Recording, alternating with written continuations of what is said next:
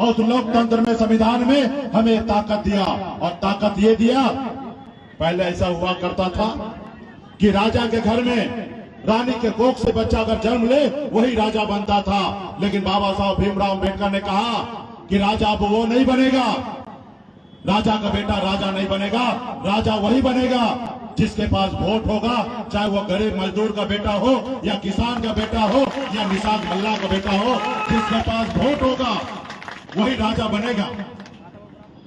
हमारे पास वोट गिराने का अधिकार दिया, लेकिन आप और हमने अपने वोट को, शक्ति को नहीं पहचाना, वोट को, ताकत को नहीं समझा, जिसका कारण है कि आज हम गरीबी के जंजीरों में बंधे हुए हैं।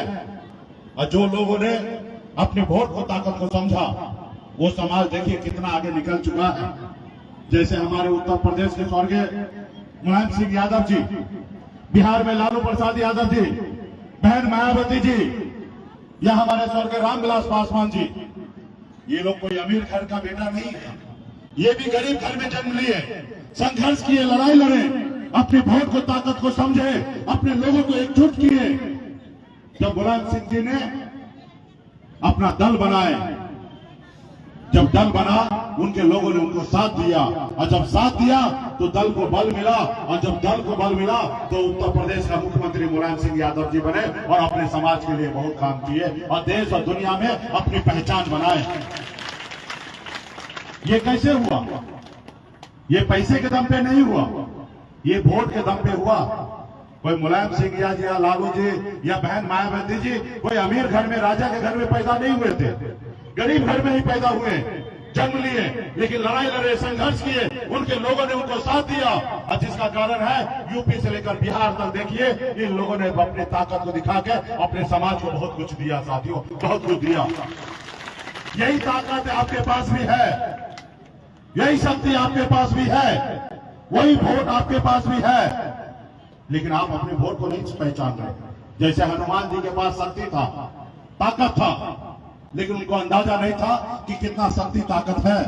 जब हनुमान जी को याद दिलाया गया कि हे प्रभु, आपके पास अपरंपार शक्ति है, आप 7 समुद्र पार जा सकते हैं।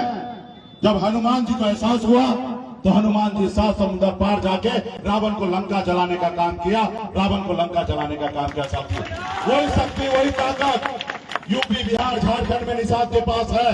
अगर निषाद का बेटा अगर एक हो जाए, निषाद के सभी उपजाति अगर एक पैर पे खड़ा हो जाए, तो पटना, लखनऊ, क्या हम दिल्ली को कब्जा कर सकते हैं। साथियों, दिल्ली को कब्जा कर सकते हैं, ये ताकत है। आज आपने देखा, परसों बिहार में जातिगत जनगणना हुआ, वहां पे सिद्ध हो गया कि हम 10% संख्या है।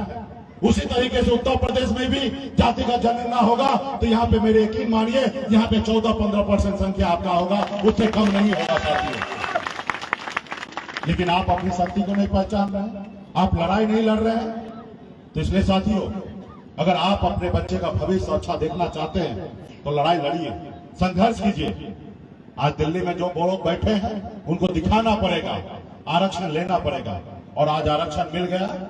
काश अगर इस समाज में भी मुलायम सिंह यादव जी जैसे, लालू प्रसाद यादव जी जैसे नेता जन्म लेते, और जन्म लेते, समाज की लड़ाई लड़ते, और आज समाज को आरक्षण मिल गया होता, और आरक्षण मिल गया होता तो आज क्या लाभ होता। मैं यूपी, बिहार, झारखंड 3 राज्य में घूमता हूं, मैं देखता हूं एक भी जिला में निषाद का बेटा कलेक्टर नहीं है।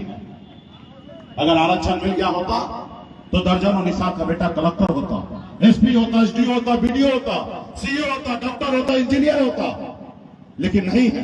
आज आपके बच्चे दूसरे के खेत में काम करने के लिए मजबूर है, मछली मारने के लिए मजबूर है, अपने माँ बाप को छोड़कर दूसरे प्रदेश में काम करने के लिए मजबूर है। उनके लिए कौन सोचेगा, उनके लिए कौन लड़ेगा?